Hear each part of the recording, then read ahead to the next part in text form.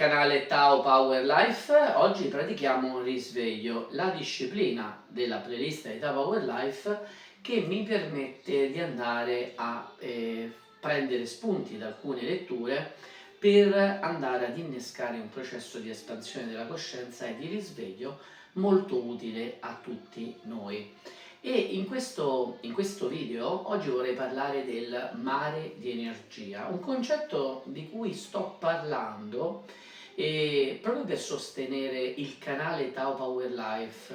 Avrete sicuramente fatto caso che in questi ultimi video io sto rievocando questa immagine, il mare, l'onda di energia che diffonde i contenuti di Tao Power Life e prenda forma nella misura in cui raggiunge quello che è l'obiettivo e la missione di Tao Power Life, il maggior numero di persone.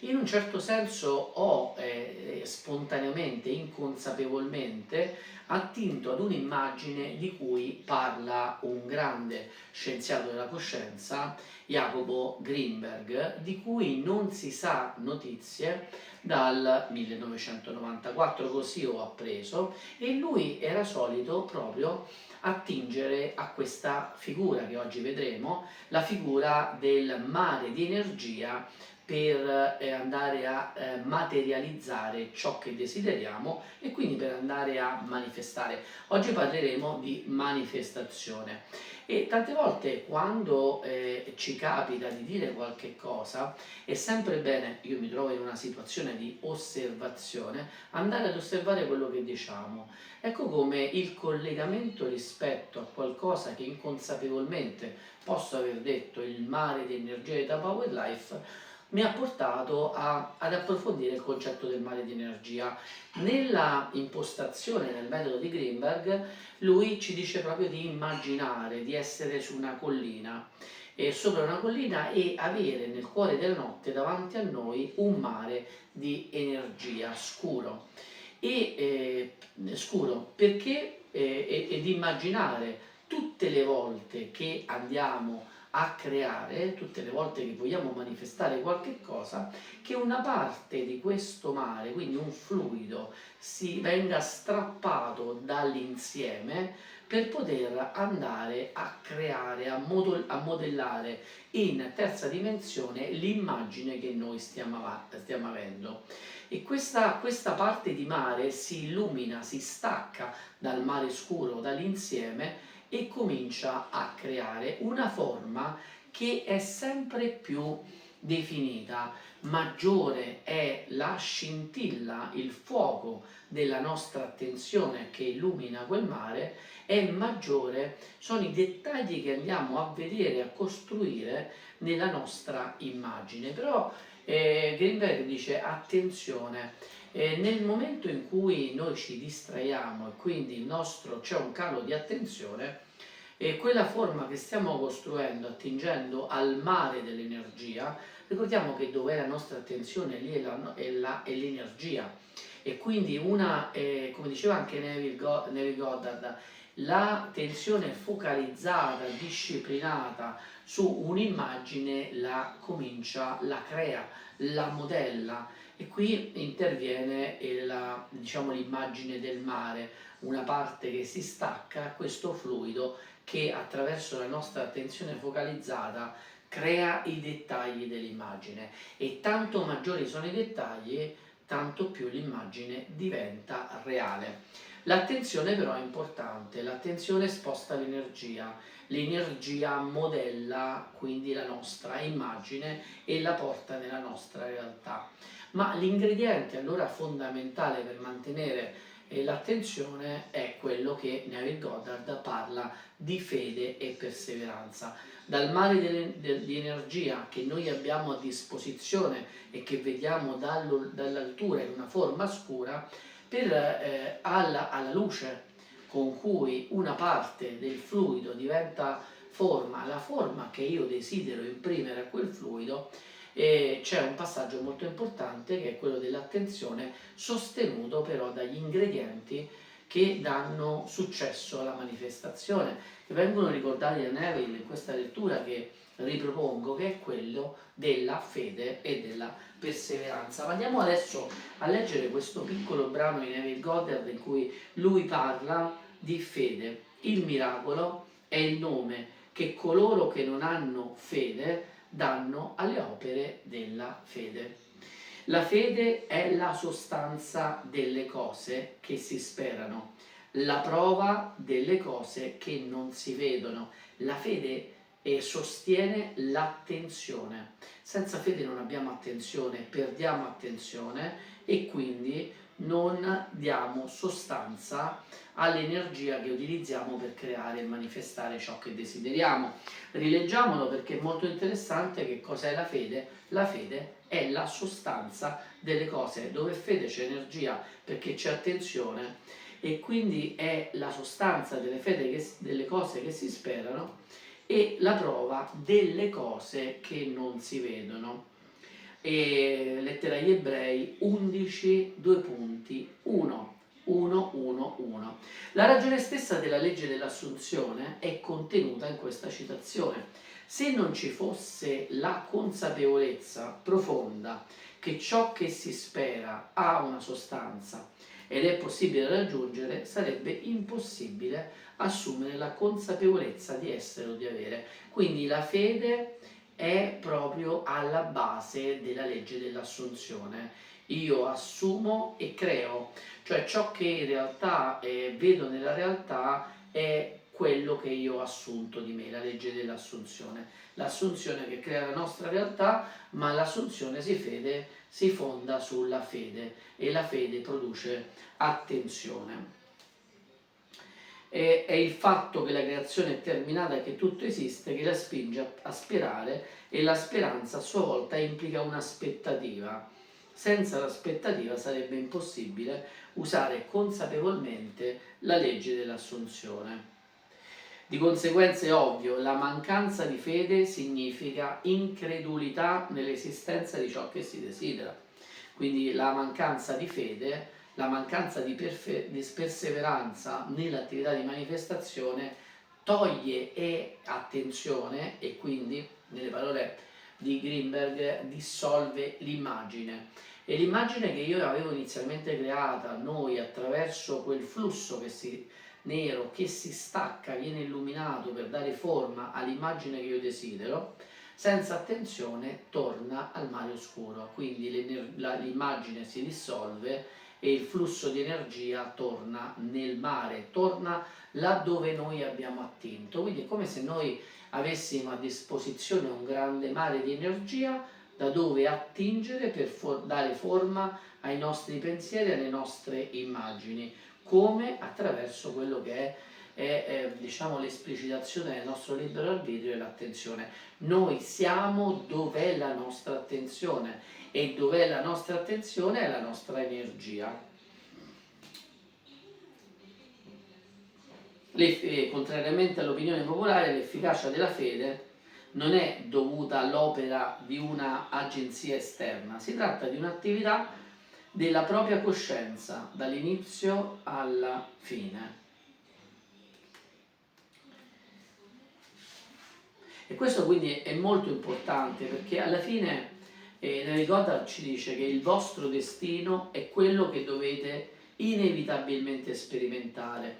In realtà è un numero infinito di destini individuali, ognuno dei quali, una volta raggiunto, è il punto di partenza per un nuovo destino. Tanti livelli di coscienza abbiamo davanti, come tante scale di coscienza abbiamo davanti. Raggiunta una scala pensiamo di raggiungere l'altra, ma questo è ciò che mette in movimento quindi il nostro desiderio, e in particolare il bisogno di soddisfare un desiderio che è alla base della nostra azione. E ogni bisogno ci proietta verso uno stato più favorevole a quello da cui partiamo, e questo ci porta quindi a desiderare la scalata di un gradino, la cosiddetta scala di Giacobbe, che passa attraverso i livelli di coscienza. Quando comprendiamo che la coscienza è l'unica realtà, sappiamo che è l'unico creatore. Ciò significa che la nostra coscienza è il creatore del nostro destino.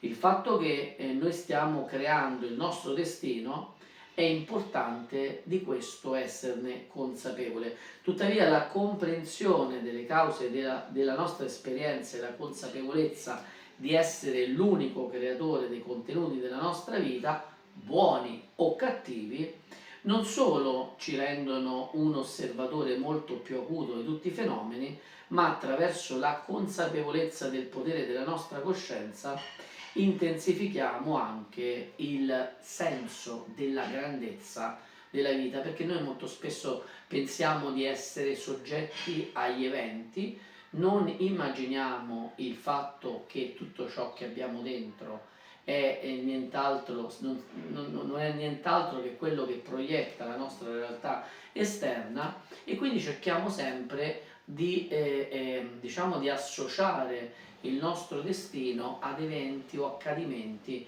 che sono al di fuori di noi, quando invece Neville Goddard ci riporta proprio al volgere l'attenzione alla nostra coscienza, dicendo: attenzione, la coscienza è l'unica realtà, ognuno di noi come coscienza distinta dalla coscienza universale è chiamato a porre l'attenzione, e l'attenzione la deve mantenere attraverso uno sforzo di diciamo attenzione focalizzata, che è una delle cose più difficili da mantenere, perché è molto difficile, e questo è anche un motivo per cui noi possiamo andare a praticare esercizi di attenzione. Quanto tempo riusciamo noi a mantenere la nostra attenzione su una cosa che desideriamo? No, noi abbiamo un insieme di pensieri, un insieme di percezioni esterne che ci allontanano dal focus e quindi da un'attenzione controllata. E l'attenzione controllata passa anche attraverso il controllo dei nostri pensieri, troppi pensieri. È come se avessimo nel nostro cervello, come se fosse una casa dove entrano tantissime persone, ma entrano a casa nostra e noi non sappiamo neanche tante volte chi sono e da dove vengono, ma la porta è aperta ed entrano come i pensieri nella nostra testa. Non sappiamo alle volte da dove arrivano, ma abbiamo la testa piena di pensieri. Uno dei lavori infatti più importanti che noi possiamo fare attraverso diciamo, la pratica della meditazione è proprio quella di andare a ridurre il numero dei pensieri. La pratica della meditazione in questo senso ci permette di andare ad aumentare il focus della nostra attenzione, ed è molto importante quindi andare a controllare l'attenzione, perché ripeto, come abbiamo cominciato, l'attenzione quindi muove l'energia, cioè stacca da quel mare che abbiamo davanti a noi di energia un pezzo di flusso, e nel momento in cui l'attenzione sostiene il flusso lo sta modellando, e tanto più noi riusciamo a mantenere la nostra attenzione sull'immagine che stiamo modellando, avendo preso quindi una parte dell'energia dal mare infinito, tanto più noi arricchiamo quell'immagine di dettagli uno dopo uno, e tanto più sono i dettagli dell'immagine, tanto più stiamo oggettivando nella realtà quella nostra creazione.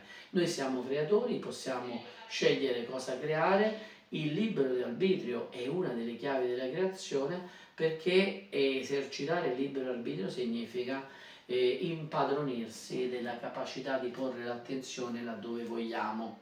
Molto spesso invece il nostro comportamento è indotto, diciamo, è preso, non abbiamo un'attenzione consapevole, ma è soggetto a tantissimi stimoli che spostano, dividono la nostra attenzione, ma in questo senso noi andiamo a perdere il potere di solidificare l'energia, il potere di plasmare l'energia, il potere di manifestare attraverso l'energia tutto ciò che desideriamo. Penso che questo sia una parte molto importante, quindi ringraziamo autori come Greenberg e Neville Goddard che ci danno degli spunti di riflessione.